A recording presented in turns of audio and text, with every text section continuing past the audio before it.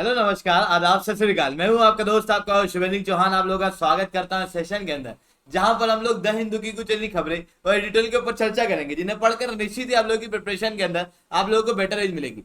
इसके अलावा आप लोग मेरे साथ में SRC10 टेलीग्राम ग्रुप के ऊपर जुड़ सकते हो। क्लास की अपडेट पीपीटी PDF आपको हमें मिल जाती है। इसके अलावा रोज सुबह 9 बजे ये क्लास मेरे द्वारा ली जाती है। आप यहाँ पर ही मेरे साथ में जुड़ सकते हो। और दोस्तों शाम को 9 बजे कल आंसर राइटिंग की प्रैक्टिस करेंगे। हर एक दिन छोड़ के होती है। कल हम लोगों ने की थी, अगली प्रैक्टिस जो है वो कल होगी, जहां पर द हिंदू के अंदर मतलब इस क्लास के अंदर जो मैं पढ़ाता हूँ उससे रिलेटेड क्वेश्चन दिए जाते हैं। आप लोग आंसर लिखते हो, उसको फिर मैं चेक करता हूँ, ठीक है, और फिर बताता हूँ किस तरीके से और आंसर लिखे जा सकते हैं। तो आप लोग इसके अंदर इनरोल कर सकते हो। नीचे कमेंट में लिंक जो होगी वो पिन होगी, ठीक है।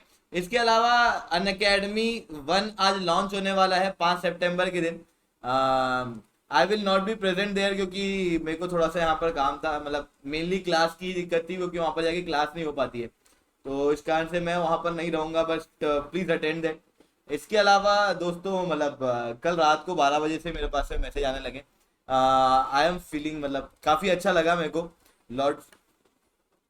तो अब आज गुड टीचर्स डे है, तो एक थोड़ी सी कुछ बात कर लेते हैं before starting this class. Generally मैं करता नहीं हूँ, है ना, मेरे को लगता है कि यार टाइम वेस्ट क्या ही करना, बट थोड़ा सा इम्पोर्टेंट है।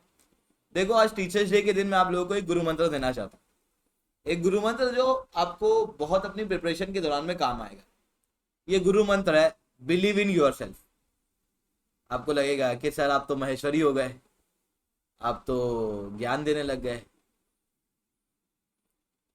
ये मैं प्रिपरेशन पॉइंट ऑफ व्यू से खास इंपॉर्टेंट रूप से कह रहा हूँ, नॉट इमोशनल ना ही मोटिवेशनल, बल्कि प्रैक्टिकल पॉइंट ऑफ व्यू से। क्योंकि आप लोगों में से दो प्रकार के बच्चे होंगे। एक प्रकार के वो बच्चे जो एकदम कच्ची कली होंगे, अभी 1 महीने पहले, 2 महीने पहले, 1 हफ्ते पहले अपनी तैयारी को शुरू कर रहे होंगे। और दूसरे प्रकार के बच्चे वो होंगे जो थोड़े समय से तैयारी कर रहे होंगे, जिनको थोड़ा समय हो गया होगा तैयारी करते करते। जो पहले प्रकार के बच्चे हैं, जो एकदम नई नई तैयारी कर रहे हैं, वो कई सारे लोगों से बात कर रहे होंगे, कई सारे टॉपर्स के इंटरव्यू देख रहे होंगे, और फिर उस दौरान में पा रहे होंगे कि यार जो एग्जाम है उसके अंदर कोई कह रहा होगा कि अरे इसके अंदर तो आपको सुपर इंटेलिजेंट होना था, इसके अंदर तो आपको पैदा से होते से स्कूल में जाना था, आप तो 2 साल बाद गए। कुछ लोग कह रहे होंगे कि आपको तो टॉपर होना था, कुछ लोग बोलेंगे कि आपको ये होना था, वो होना था। मतलब ऐसी आपको चीजें बताने लग जाएंगे जैसे कोई एलियन इस एग्जाम को पास कर रहा है। But let me clear just one thing for you, कि इस एग्जाम के लिए एलिजिबिलिटी है अ सिंपल ह्यूमन बींग। मतलब आपका केवल एक इंसान होना जरूरी है। आपको ना कोई सुपर इंटेलिजेंट होने की जरूरत है, ना आपको कोई एलियन होने की जरूरत है, ना ही कोई आपको बचपन से टॉपर होने की जरूरत है। और जब मैं कह रहा हूं सिंपल ह्यूमन बींग, मतलब एक ह्यूमन बींग जिसकी सारी मिस्टेक्स यहां पर अलाउड है। सेकंड प्रकार के बच्चे वो बच्चे होंगे जो काफी समय से अपनी तैयारी कर रहे हैं, पर वो लोग काफी एंशियस फील करते होंगे कि यार आगे क्या करूंगा, तैयारी के बाद अगर नहीं हुआ तो क्या होगा। Let me clear you one thing to you as well. इस दुनिया के अंदर कोई भी हो, कोई भी हो, कितना इंटेलिजेंट क्यों ना हो, वो अगर अपनी इस एग्जाम की तैयारी करता है तो उस दौरान में उसको एंशियस फील होता है। And you should be proud कि यू आर फीलिंग एंशियस, क्योंकि इसका मतलब ये है कि आप एक एमलेस लाइफ नहीं जी रहे हो। You have certain am your life जिसके प्रति आप एंशियस हो, ठीक है। इन दोनों ही चीजों के अंदर जो बिल्कुल नई तैयारी कर रहे हैं उनके जीवन में मिथ बहुत है, जो काफी समय से तैयारी कर रहे हैं उनके जीवन में डर बहुत है। और जब ये डर होता है तो उस दौरान में प्रिपरेशन अच्छी होती है, पर कई बार ऐसा भी होता है कि लोग जो है वो तैयारी से भागने लगता है छोड़ दूं पढ़ाई नहीं करूं। तो इसीलिए मैं कह रहा हूं the first and foremost important thing except being human being is first you should believe in yourself. अगर आप अपने आप में बिलीव करोगे तो लोग आपके अंदर बिलीव करेंगे। अगर आप ही अपने आप के अंदर बिलीव नहीं करोगे तो लोगों के बिलीव करने ना करने से कोई फर्क भी नहीं पड़ेगा। सेकेंड थिंग, इस एग्जाम के लिए आपको कंसिस्टेंट रहना जरूरी है। इस एग्जाम के लेकर जीवन में किसी भी चीज के लिए आपको कंसिस्टेंट रहना जरूरी है। अरे आप खुद सोचो ना कि अगर मैं आज सुबह क्लास लेता और कल शाम को नहीं लेता, कल सुबह ले लेता, कल सुबह के बाद में कल शाम को ले लेता, बोलता परसों ही क्लास नहीं लूंगा, फिर 4 दिन में छुट्टी पे चल जाता, फिर मैं 1 दिन क्लास लेता दोपहर में, फिर मैं 5 6 10 दिन के लिए छुट्टी पे जाता, फिर सुबह क्लास लेता। आप सोचो कि क्या आप मेरी क्लास भी अटेंड कर रहे होते? नॉट जस्ट इट, आप अगर इस एग्जाम की प्रिपरेशन ना करके दुकान खोले होते, आज दुकान खोल रहे हो, 5 दिन बाद खोल रहे हो, फिर 5 दिन के बाद में शाम को खोल रहे हो, कभी सुबह खोल रहे हो, कभी आधी रात में 12 बजे खोल रहे हो, जब नींद खुल रही तब खोल रहे हो, आप कंसिस्टेंट ही नहीं हो, तो आप बताओ कि आपकी दुकान चलेगी? छोड़ो, जॉब कर रहे हो, जॉब भी कर रहे हो, तो आप अगर ऐसे ही इनकंसिस्टेंसी से कर रहे हो तो बताओ आपकी क्या वो जॉब कंटिन्यूस रहेगी? क्या आपका करियर ग्रोथ होगा? Consistency is the key for everything in your life. किसी भी चीज के अंदर कंसिस्टेंसी होना जरूरी है आपकी तैयारी के बीच में, ठीक है? तो first thing that is a simple human being. किसी मिथ के अंदर मत आओ क्या सुपर इंटेलिजेंट होना है, ये होना, कुछ भी नहीं होता है ना? बस आपके पढ़ने की कैपेसिटी और कंसिस्टेंसी होना चाहिए, ठीक है? आप जितना कंसिस्टेंट तो रहोगे उतनी ही कैपेसिटी बढ़ेगी, उतनी ही इंटेलिजेंसी सब बढ़ जाएगी, ठीक है? पर उसके लिए आपको कंसिस्टेंट रहना पड़ेगा अपनी तैयारी के अंदर। और ये कोई बहुत टफ एग्जाम नहीं है, मतलब इसके अंदर आप लोग सोचते हो कि यार 6 8 10 घंटा पढ़ना पड़ता है। 10 घंटा आप यूं भी जॉब कर रहे होते हैं जिसके अंदर आपको कुछ भी नहीं मिलता। यहाँ पर you will become the most lucrative person of India, जहां पर आपके पास में रेड पासपोर्ट होगा। तो यहाँ पर रिटर्न ज्यादा है अगर मेहनत ज्यादा है तो, ठीक है? The third that is the most important thing in any preparation from practical point of view, कि कंसिस्टेंट हो, साथ में अपने आप में बिलीव भी कर रहे हो। पर थर्ड जो कि काफी ज्यादा जरूरी है वो ये है कि खुद के ऊपर बिलीव करने के बाद, कंसिस्टेंट होने के बावजूद भी आपकी प्रिपरेशन के अंदर कई बार गड़बड़ हो जाती है, फिर एक गलती होती है तो लगता है छोड़ दो तैयारी। ऐसा होता है, बहुत स्टूडेंट से हम लोग बात करते हैं, समझ में आ जाता है, ठीक है? तो थर्ड और काफी इंपॉर्टेंट चीज है वो आपकी प्रिपरेशन के अंदर आपको गाइडेंस की आवश्यकता रहती है। हमेशा अपने लिए एक राइट गाइडेंस चुनो। ऐसा मत सोचो कि यार मैं खुद से कर लूंगा। It can be your family member, हो सकता है कि कोई आपके फैमिली मेंबर हो जो आपके ऑलरेडी सिविल सर्विसेज क्रैक किए हो, कोई दोस्त हो जो सिविल सर्विस क्रैक किया हो, उससे गाइडेंस लो, कोई टीचर हो उससे गाइडेंस लो, पर गाइडेंस लो। गाइडेंस लेना बहुत जरूरी है आपकी तैयारी के अंदर, क्योंकि आप बिल्कुल एकदम नए उतर रहे हैं, ठीक है? आपको नहीं पता है कि यहाँ पर कौन कौन सी चीजें चलती हैं, क्या मिथ है, क्या सही है, क्या करना है, क्या नहीं करना है। तो यूपीएससी का जो कॉन्सेप्ट है वो कभी अपनी कॉपी भी रिलीज नहीं करता, जिसके कारण सिस्टम बहुत ओपेक है। अब जब सिस्टम ओपेक है तो सीधी सी बात है वहां पर ये सारी चीजें रहना लाजमी। तो on this occasion of teachers day I want to make some promise you with you as well.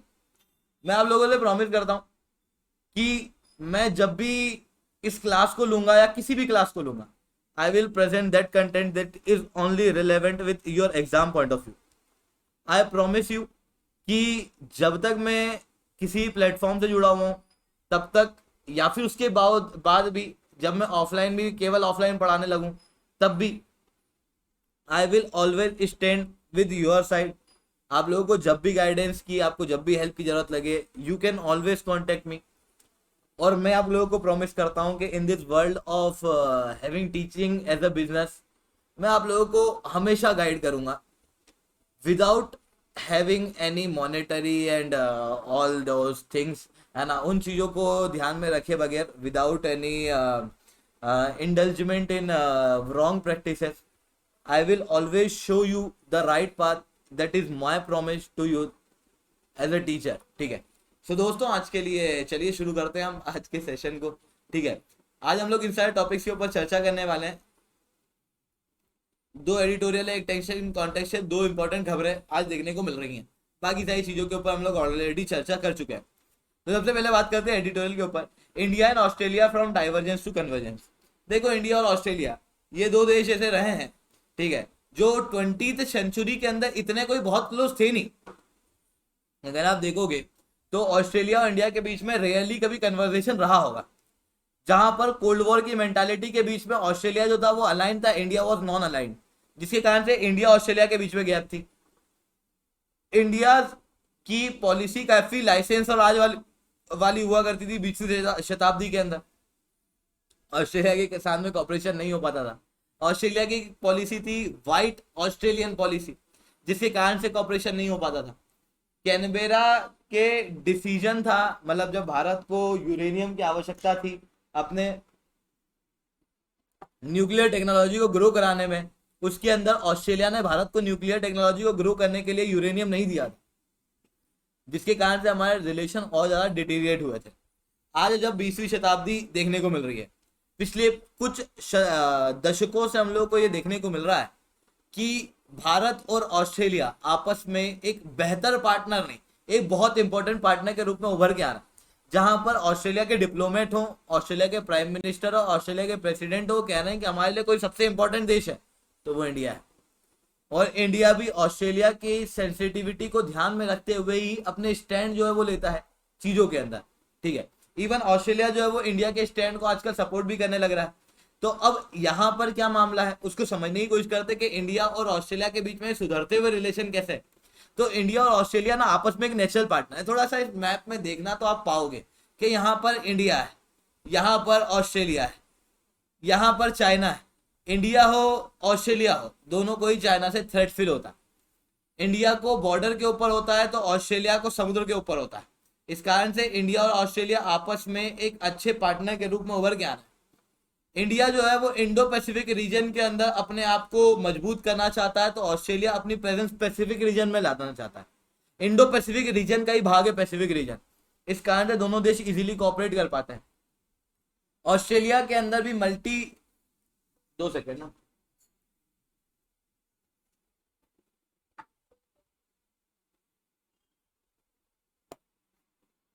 Multi ethnicity को सपोर्ट किया जाने लगा है।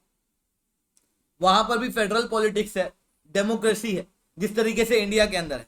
तो राजनीतिक पॉइंट ऑफ व्यू से भी दोनों देश जो है वो आपस में एक दूसरे के लिए इंपॉर्टेंट हो जाते हैं। Geo strategic point of view से भी दोनों देश एक दूसरे के लिए काफी ज्यादा इंपॉर्टेंट है। ट्रेड पर्सपेक्टिव से भी अगर आप देखोगे तो ऑस्ट्रेलिया एक ऐसा देश है जिसके पास में काफी ज्यादा रिसोर्स अवेलेबल है। रिसोर्स जो है ना वहां पर काफी ज्यादा आपको मिलेंगे। ऑस्ट्रेलिया के अंदर रिसोर्स ज्यादा है, इंडिया के अंदर पॉपुलेशन ज्यादा है। मतलब ऑस्ट्रेलिया के पास में प्रोडक्शन है, इंडिया के पास में मार्केट है। आपस में क्लोज इंटरलिंक दोनों देशों के बीच में हो सकता है। नॉट जैसे एक और चीज सोचो कि इंडिया और ऑस्ट्रेलिया के बीच में अगर समझने की कोशिश करोगे तो कल्चरल लिंकेजेस भी आजकल देखने को मिल रहा है। ऑस्ट्रेलियन जो है वो भारत सबसे ज्यादा घूमने आ रहे हैं। भारत के अंदर सबसे ज्यादा घूमने वाले लोगों के अंदर आपको ऑस्ट्रेलियंस देखने को मिलेंगे। तो कल्चरल टाइज भी इंडिया और ऑस्ट्रेलिया के बीच में जो है वो स्ट्रांग हो रहा है। तो जियोपॉलिटिकल पर्सपेक्टिव से, इकोनॉमिकल पर्सपेक्टिव से, ट्रेड पर्सपेक्टिव से, कल्चरल पर्सपेक्टिव से दोनों देश जो है वो आपस में एक दूसरे को सपोर्ट कर रहे हैं। साथ में इंडिया की permanent membership, Australia permanent membership की बात कर रहा है यूनाइटेड नेशन सिक्योरिटी काउंसिल के अंदर। मल्टीलेटरल लेवल पे दोनों देश आपस में एक दूसरे को सपोर्ट कर रहे हैं। वहीं एंटी चाइना पर्सपेक्टिव से भी, जहां पर क्वाड के अंदर दोनों देश भाग बने हुए हैं, ऑकस के अंदर ऑस्ट्रेलिया भाग है। साथ में सप्लाई चेन जो है वो डाइवर्स करना चाहता है ऑस्ट्रेलिया भी अपनी चाइना के साथ में, जिसके कारण से वो नई प्रोडक्शन हब जो है वो देखता है, जिसके अंदर इंडिया से बेहतर पार्टनर ऑस्ट्रेलिया को और कोई दिख नहीं सकता। तो इस कारण से इंडिया और ऑस्ट्रेलिया के बीच में काफी बेहतर टाइज जो है वो देखने को मिल रहा है। ठीक है, बोलो बात समझ में आई? ठीक है, तो ये सारी चीजों को इस एडिटोरियल के अंदर एनालाइज किया गया है घुमा फिरा के। ठीक है, इसके अलावा बात करते हैं एज ऑफ कंसेंट। देखो यार, रिसेंटली आपने देखा होगा juvenile justice act. Juvenile justice act जब आया था तो पहले क्या था, भारत के अंदर केस कुछ ऐसा था कि एक बच्चा अगर ऐसा है जिसकी उम्र 12 साल से कम की है, पहले तो 7 साल से कम की है, तो इंडियन लॉ ये कहता है a child does no wrong, मतलब एक बच्चा जो करता है वो गलत नहीं करता है, उसको पता नहीं है, वो अनजान है। तो 7 साल की उम्र के बच्चे ने कुछ भी क्राइम किया, उसे किसी भी रूप से एक्विट नहीं किया जाएगा, मतलब क्रिमिनल घोषित नहीं किया जाएगा। 7 से 12 साल की उम्र का बच्चा है तो ये देखा जाएगा कि क्या वो बच्चा जानता है उसने क्या किया, और अगर वो अनजान है तो उस के ऊपर कोई भी एक्शन नहीं होंगे।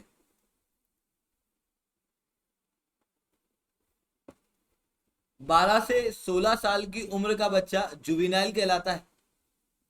इस उम्र के बच्चे को हम लोग जेल नहीं भेजते, इस उम्र के बच्चे को हम लोग भेजते हैं रिफॉर्म होम में। क्यों? क्योंकि अभी बच्चा छोटा है, अभी उसका दिमाग डेवलप ही कर रहा है। उस बीच में उससे अगर कोई गलती हो भी गई है तो हम लोगों को अब उस बच्चे को सुधारना है। Instead of sending him in jail, जहां पर उसको केवल क्रिमिनल माइंडेड लोग मिलेंगे, जहां पर जाने के बाद वो और बड़ा क्रिमिनल बन के आएगा, उससे बेटर है उसको एक रिफॉर्म होम के अंदर भेजा जाए, उसको वहां पर सुधार किया जाए, उसके अंदर वो चीजें जो है वो डेवलप की जाए, दूसरे बच्चों के साथ में रखा जाए ताकि वो एक क्रिमिनल ना बने। इसके लिए ऐसे बच्चे को जुवेनाइल माना जाता है। वहीं 16 से 18 साल की उम्र के बच्चों को भी पहले जुवेनाइल माना जाता था, पर 2010 के बाद से 2015-16 तक हम लोगों को देखने को मिला कि जुवेनाइल के केसेस के अंदर बहुत ज़्यादा हम लोगों को देखने को मिला 16 से 18 साल की उम्र के बच्चों के अंदर रेप केसेस। ये रेप केसेस बढ़ने का कारण क्या था? ये रेप केसेस बढ़ने का कारण था पॉक्सो एक्ट,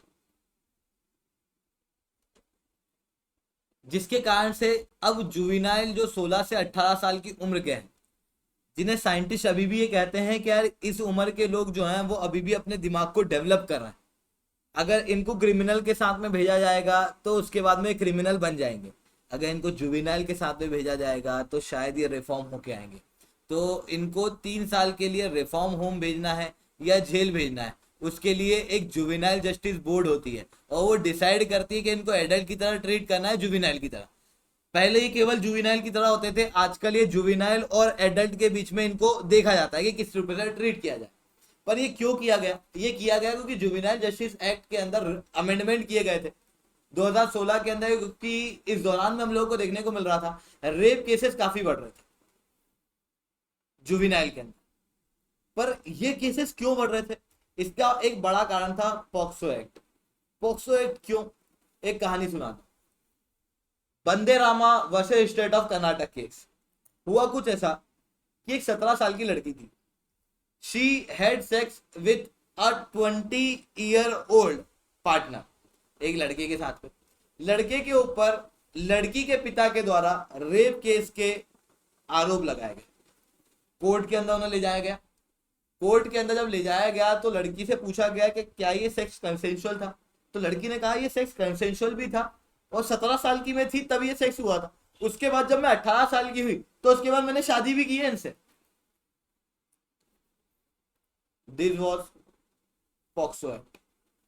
पॉक्सो एक्ट क्या करता है कि एक व्यक्ति अगर किसी महिला जो कि माइनर है, 18 साल से कम की है, उसके साथ में कंसेंशुअल सेक्स भी करता है तो वो कंसेंट मायने नहीं रखता।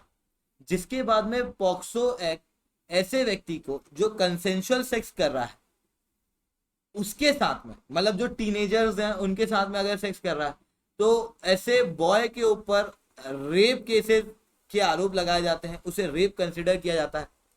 बॉय को रेप केसेस के आरोप लगाने के साथ में महिला को यहाँ पर विक्टिम माना जाता है, जिसके बाद में लड़के को उसी हिसाब से सजा दी जाती है। अब मान लो कि लड़का जो है वो सजा काट के आया, उसके बाद में उसके परिवार वाले उसे अपनाएंगे नहीं। मान लो कि एक लड़का है जो अच्छा मतलब पढ़ता लिखता भी है, समझदार भी है, अपनी लाइफ में बहुत कुछ कर रहा था, उसी दौरान में उसके साथ में ऐसा कुछ हो गया, ठीक है, मतलब he also had a girlfriend और उसके बाद में दे हैव अ कंसेंशुअल सेक्स, और कंसेंशुअल सेक्स होने के बाद में रेप केसेस के उसके ऊपर लगा दिए गए, उसके बाद उसे जेल भेज दिया गया, तो उसकी आने वाली जिंदगी जो है वो आप लोगों ने पूरी तरीके से खराब कर दी, ठीक है। तो इस तरीके के केसेस हम लोगों को काफी देखने को मिलते हैं, ये एक आध नहीं है। There was a person, Madras high court के अंदर केस आया था जहां पर एक लड़का जिसकी वाइफ प्रेग्नेंट थी उसे वो हॉस्पिटल लेके गया, और हॉस्पिटल में ले जाने के बाद पता चला कि वो लड़की जो है वो माइनर, जिसके कारण से उस लड़के को रेप केस के क्राइम के अंदर जेल में डाल दिया गया, जबकि वो दोनों शादीशुदा थे। यहाँ पर चाइल्ड मैरिज के केसेस लगने थे जो कि उनके पेरेंट्स पे लगने थे, पर यहाँ पर उस लड़के के ऊपर ये चीजें जो हैं वो लगना शुरू हो गई, जिसके कारण से उसे सेक्सुअल ऑफेंडर के रूप में ट्रीट किया जाने लगा और लड़की को विक्टिम के रूप में ट्रीट किया जाने लगा। हालांकि there is another power with the court, court के पास में एक पावर होती है according to the 482 of section of criminal procedure code, जिसके अनुसार अगर ऐसा लगता है कि to prevent the abuse of the process of any court और otherwise to secure end of justice, several other high court to have recognized the normalcy of this relation, the futility of prosecuting romantic cases owing to the consensual nature of the relation and marriage between the party as well as harmful impact of continued prosecution on both parties. यहां पर यह कहा गया है कि section 482 of criminal procedure code prevent करता है कि अगर जस्टिस देना है, न्याय देना है, तो प्रोसेस को कोर्ट तोड़ सकता है. जो नॉर्मल प्रोसेस है उसको तोड़ा जा सकता है फॉर गिविंग द जस्टिस, बदला जा सकता है प्रोसेस को. और कई सारे हाई कोर्ट के द्वारा इस प्रोसेस को बदला गया है, क्योंकि अधिकतर जो पॉक्सो के अंदर केसेस आते हैं they are the romantic cases. मतलब दो लोग जो आपस में रिलेशन में है, जो आपस में मैरिड हैं या आपस में कुछ और भी हैं, उन सब के बावजूद the most important and the most common thing this two individual have in themselves is love. और उसके कारण से they have a consensual sex, but उसके बावजूद उनके ऊपर रेप क्राइम जो है वो लगाए जाते हैं, जिसके कारण से दोनों ही पार्टी वहां पर काफी ज्यादा चीजें जो है वो भुगतती है. ऐसी कंडीशन के अंदर हम लोगों को इन कंसेंशुअल सेक्स को, इन रोमांटिक केसेस को प्रोसिक्यूट नहीं करना चाहिए. ऐसा कई सारे हाई कोर्ट जो है वो रिकॉग्नाइज कर चुके हैं. कर्नाटका हाई कोर्ट, जहां पर मैंने बताया कि 17 साल की एक बच्ची के साथ में 20 साल के लड़के के द्वारा कंसेंशुअल सेक्स हुआ और उसके बाद में दोनों ने शादी भी की 18 साल के बाद. हाई कोर्ट ने ये ऑब्जर्व किया कि अगर कोर्ट ही शट कर देगा अपने दरवाजे ऐसे कपल्स के लिए जो शादीशुदा है, भले ही वो चाइल्ड है, ये इंटायर जस्टिस को मिसकैरियज करना होगा. मैं आप दोनों को रिहा करता हूं. मद्रास हाई कोर्ट ने भी इसी तरीके से किया, जहां पर punishing an adolescent boy who enter into a relationship with a minor girl by treating him as an offender and was never the objective of POCSO Act. POCSO Act का ये ऑब्जेक्टिव कभी नहीं था कि एक लड़का जो माइनर के साथ में रिलेशन में आ जाए उसको प्रोसिक्यूट करना, उसको एक सेक्सुअल ऑफेंडर के रूप में ट्रीट करना, बल्कि POCSO Act का जो मेन उद्देश्य था ये था कि चाइल्ड के साथ में सेक्सुअल ऑफेंस ना हो, उसको हम लोग प्रिवेंट कर पाए. This was the main objective. पर वो जो मेन ऑब्जेक्टिव है वो कहीं दूर होता हुआ दिखाई दे रहा है. Let me show you certain data.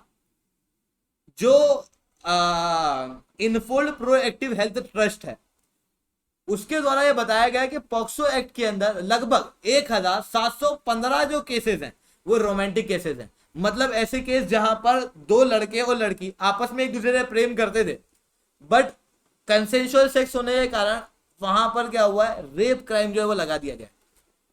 2016 से 20 के अंदर स्पेशल कोर्ट के अंदर जो केसेस आए हैं पॉक्सो एक्ट के अंदर, आसाम, महाराष्ट्र और वेस्ट बंगाल के अंदर, उनमें से 1715 रोमांटिक केसेस हैं. ये 24.3% है सारे केसेस का, मतलब लगभग 25% के आसपास. 80% केस जो है वो लड़की के पेरेंट्स द्वारा लाए गए. ऐसा क्यों होता है, पेरेंट्स क्यों लेके आते हैं? इसके पीछे एक सिंपल रीजन है. क्या होता है, there is a boy, there is a girl, दोनों को आपस में एक दूसरे से प्रेम है, they are in love relation, है ना. अब ऐसा हो जाता है कि लड़के और लड़की के बीच में there is a consensual sex, जिसके बारे में पेरेंट्स को पता लग जाता है. तो पेरेंट्स जो है वो अपनी बच्ची को बचाने के लिए लड़के के ऊपर रेप क्राइम के आरोप लगा देते हैं. कई बार ऐसा भी होता है कि एक कच्ची उम्र होती है, बच्चे इतने समझदार नहीं होते हैं, है ना, फ्यूचर क्या है ये सारी चीजें ज्यादा सोचते नहीं है, जिसके बीच में ये होता है कि ड्यूरिंग दिस रिलेशन कि हम आपके लिए जान दे देंगे, हम तो आपके लिए बेल्ट खा लेंगे, और उस सारी चीजों को ध्यान में रखते हुए ये दोनों साथ में भाग जाते हैं, पेरेंट्स की मर्जी के बिना शादी कर लेते हैं, जिसके बाद में पेरेंट्स जो हैं वो इनकी शादी को तुड़वाने की कोशिश में लग जाते हैं, और तुड़वाने के लिए पॉक्सो एक्ट का प्रयोग जो है वो किया जाता है.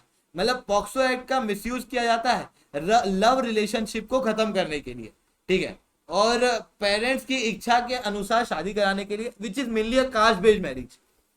तो ये चीजें हम लोगों को देखने को मिलती है, इसके कारण से गर्ल की साइड से सबसे ज्यादा केसेस जो है वो हम लोगों को देखने को मिलते हैं. 61.7% केसेस स्पेशल कोर्ट के अंदर ये रिकॉग्नाइज किए गए हैं कि जो रिलेशन था वो कंसेंशुअल था. 85.5% केसेस के अंदर गर्ल का रिलेशनशिप कंसेंशुअल था कोर्ट के अंदर, not just special court.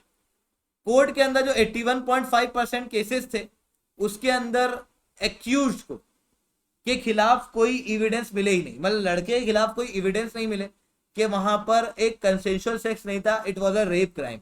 Even girl के द्वारा भी स्टेटमेंट दिए गए कि ये कंसेंशुअल सेक्स था। 93.8% केसेस के अंदर लड़के को एक्विट कर दिया गया। तो डोंट यू थिंक कि एक्विटल का केस बहुत ज्यादा है? ऐसी कंडीशन के अंदर ये समझा जा सकता है कि हमारा जो कानून है वो सोसाइटल रियलिटी से मैच नहीं कर रहा है। जो सोसाइटी है जहां पर एडोलसेंट का बिहेवियर अलग है थोड़ा, जहां पर हार्मोनल चेंज थोड़े ज्यादा है, उस दौरान में कुछ रेडिकल स्टेप्स ज्यादा है, उस दौरान में कानून की जानकारी है नहीं कि अगर हम लोग सेक्स करते भी हैं तो फिर क्या होता है, जिस बीच में क्या लीगल है क्या इलीगल है इन चीजों की जानकारी ना होने के दौरान में there is a consensual sex. Adolescent reality ये है, पर consensual sex in the age of adolescent is considered as a rape in our law, so there is a gap in our law, जिसके कारण से हम लोगों को लॉ के अंदर रिफॉर्म करने की आवश्यकता है।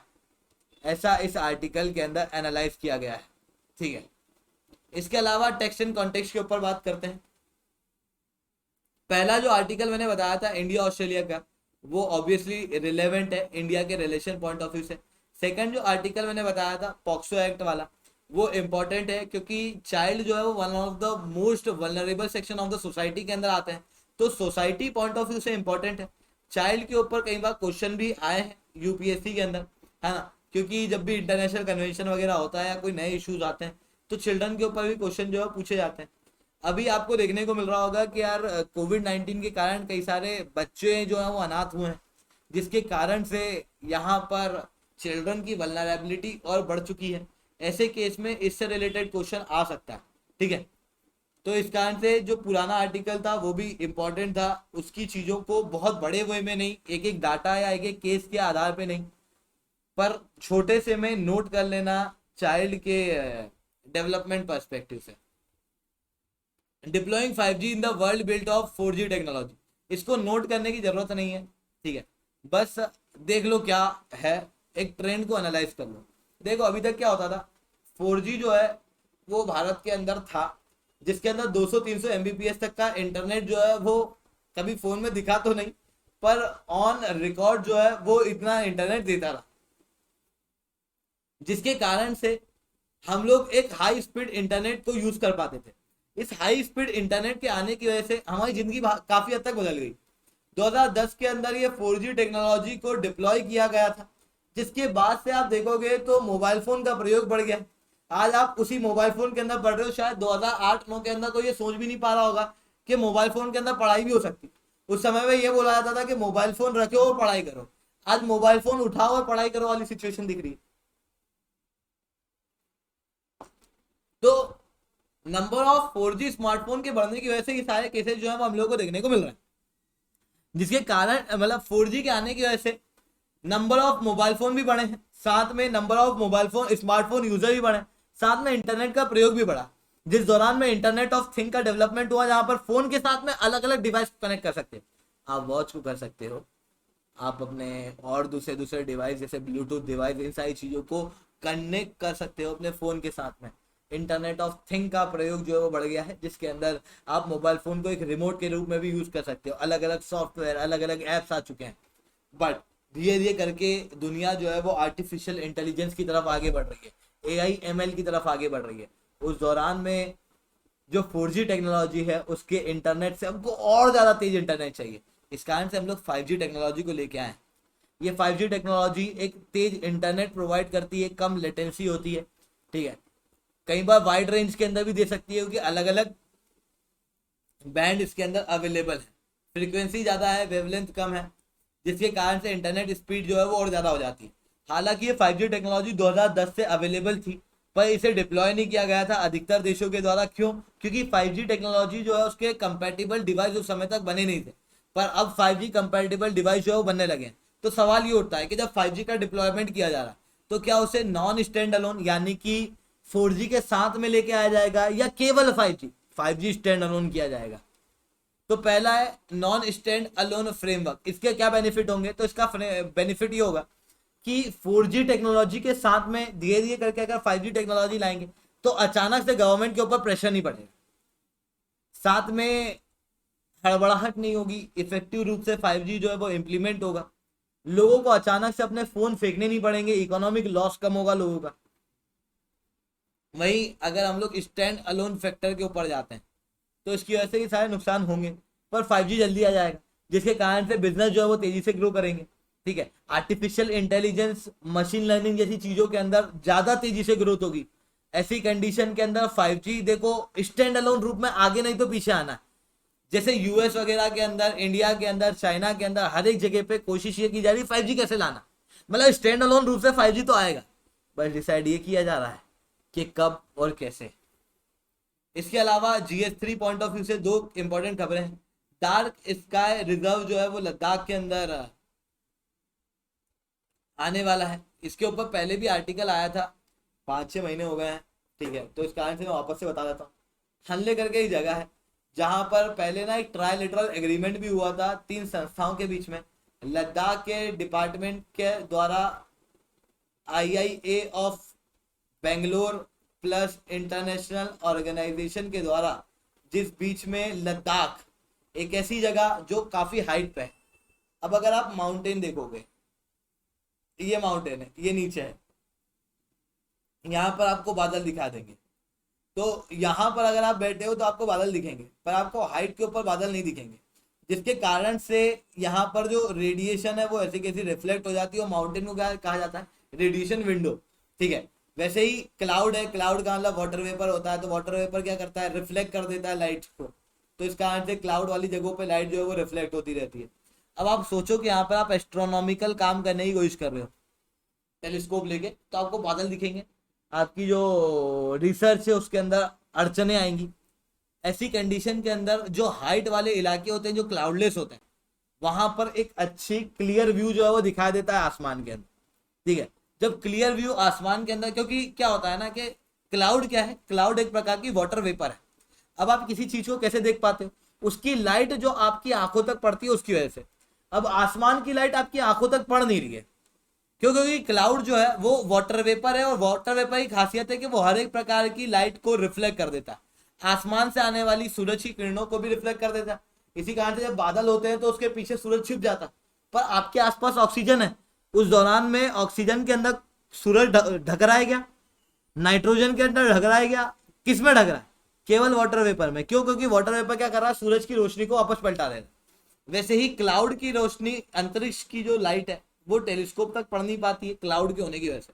इस कारण से हाइट के ऊपर अच्छी जगह होती है, क्लाउडलेस जगह काफी अच्छी होती है। लद्दाख के अंदर एक क्लाउडलेस जगह काफी देखने को मिलती है। हल्ले करके ही जगह है जो कि स्वाभाविक सी बात है सी लेवल से ऊपर हाइट पे होगा, 4500 मीटर अबाव सी लेवल पे है।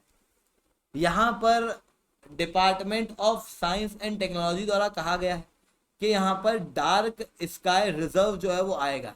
अब डार्क स्काई रिजर्व का क्या मतलब होता है, देखो अगर आप ऊपर हाइट पे ही पहुंच गए, क्लाउड नहीं है, पर आपके आसपास पूरा शहर बसा हुआ है, तो उस शहर की रोशनी जो है वो टेलीस्कोप के ऊपर इंपैक्ट करेगी, आपकी रिसर्च के ऊपर इंपैक्ट करेगी। आपको डार्क क्लाउड के साथ में, आपको क्लियर स्काई के साथ में एक डार्क जगह चाहिए, ताकि आप प्रॉपर रूप से अंतरिक्ष के अंदर क्या हो रहा है उस चीज को देख सके। जिसके कारण से डार्क स्काई रिजर्व के अंदर क्या किया जाता है, डार्क स्काई को मेंटेन किया जाता है। आर्टिफिशियल लाइट जितनी भी होती है उसको रोका जाता है और उसे हटाया जाता है। ठीक है, ताकि एस्ट्रोनॉमिकल चीजों के अंदर रिसर्च और डेवलपमेंट हो सके। मिनिमल आर्टिफिशियल लाइट का इंटरफेरेंस जो है वो मेक श्योर किया जाता है। अब ये कौन डेजिग्नेट करता है कि इस जगह डार्क स्काई रिजर्व जो है बनाए जा सकते हैं, इस जगह जो है वो अच्छी जगह है एस्ट्रोनॉमी के पॉइंट ऑफ व्यू से। वो यूएस की एक नॉन प्रॉफिट ऑर्गेनाइजेशन है, इंटरनेशनल डार्क स्काई एसोसिएशन, जो डेजिग्नेट करता है किसी साइट को as international dark sky places, park, sanctuary, reserve, depending on the criteria they meet. ठीक है, इसके अलावा कल मैंने आपको बताया था नैनो यूरिया के बारे में। ठीक है, प्रधानमंत्री नरेंद्र मोदी ने जब इस नैनो यूरिया का इनॉग्रेशन किया तो प्रधानमंत्री नरेंद्र मोदी ने कहा कि आधा लीटर यानी कि 500 ml की बोतल 45 किलो की यूरिया की बोरी के बराबर होगा। हालांकि मैंने बताया था कि 3 में से केवल 2 ही ट्रायल किए गए हैं इसके ICAR के द्वारा, तीसरा ट्रायल हुआ ही नहीं।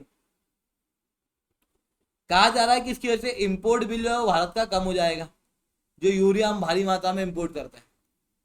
पर हकीकत में ये सोचा जा रहा है कि नैनो यूरिया का 500 ml क्या इतना एफिशिएंट है कि 45 kg के स्टैक को पूरा कर सके। तो आप समझना कि जब भी आप अगर आपने कभी खेती की होगी तो नाइट्रोजन के ऊपर डिपेंड करता है कि नाइट्रोजन कितना है, उसके आधार पर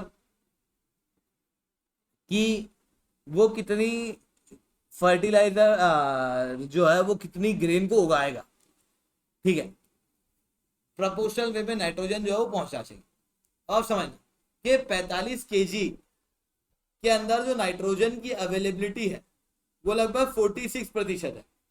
दैट इज लगभग 20 किलो तक का नाइट्रोजन जो है वो अवेलेबल है।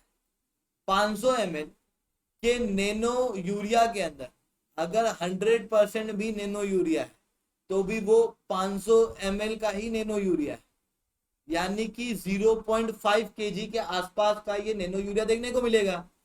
बोलो हाँ। अच्छा, ये बात समझ में आ रही है कि चलो 0.5 kg का यूरिया जो है वो देखने को मिलेगा।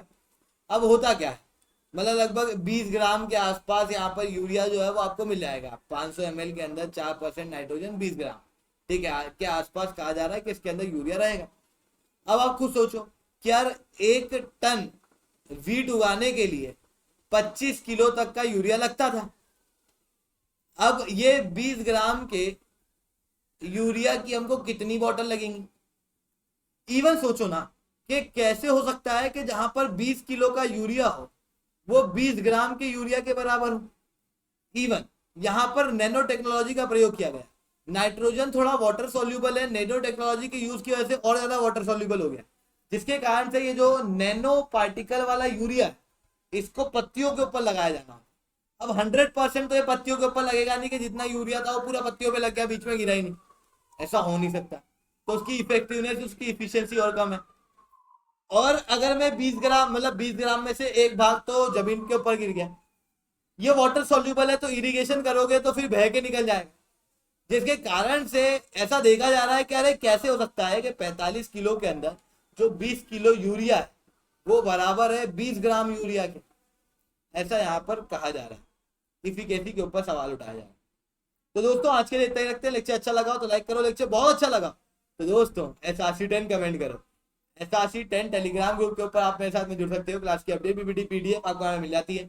इसके अलावा अगर आप लोगों को अनअकैडमी के ऊपर सब्सक्रिप्शन लेना है दोस्तों तो आप लोग कोड यूज कर सकते हो SRC10, जिसके बाद में आप लोगों को पर्सनली मेरे द्वारा 1-on-1 मेंटरशिप मिलेगी, जहां पर मैं आपको बताऊंगा आपको क्या पढ़ना है, किस तरीके से पढ़ना है। आप चाहे प्लस का कोर्स लो, आप चाहे आइकनिक का कोर्स लो, ये केवल SRC10 कोड के अंदर होने वाला है कि हर एक सब्सक्रिप्शन के ऊपर आपको मेरे द्वारा गाइडेंस मिलने वाली है। तो जाओ सब्सक्राइब करो, SRC10 कोड का प्रयोग करो। आज के लिए इतना ही दोस्तों, जय हिंद जय भारत।